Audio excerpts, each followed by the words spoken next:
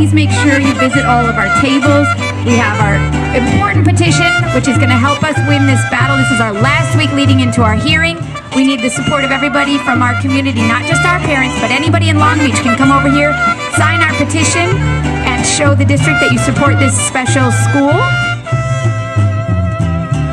Yo sé bien que estoy afuera, pero el día que yo me muera, sé que tendrás que llorar. Llorar y llorar, llorar y llorar. Dirás que no me quisiste, pero vas a estar muy triste y así te vas a quedar.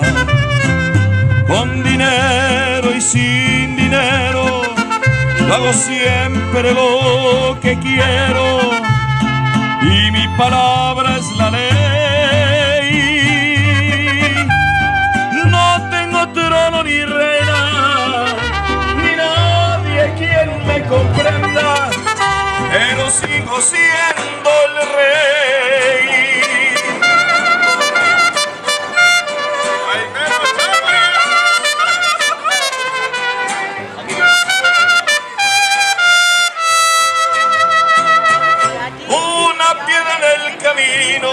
Me enseñó que mi destino era rodar y rodar. Rodar y rodar, rodar y rodar. Después me dijo un arriero que no hay que llegar primero, pero hay que saber llegar. Con dinero y sin dinero, hago siempre lo que quiero.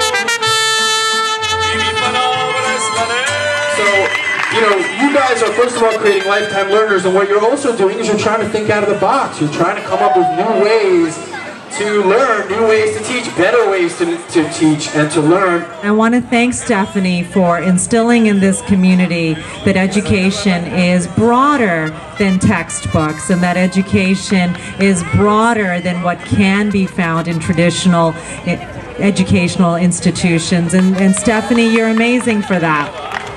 Many years from now, when we're looking back at this rough week, we will be remembering this rough week and this rough summer and saying, glad we got through it together. That's how we do everything else, so why would we do this any differently, right?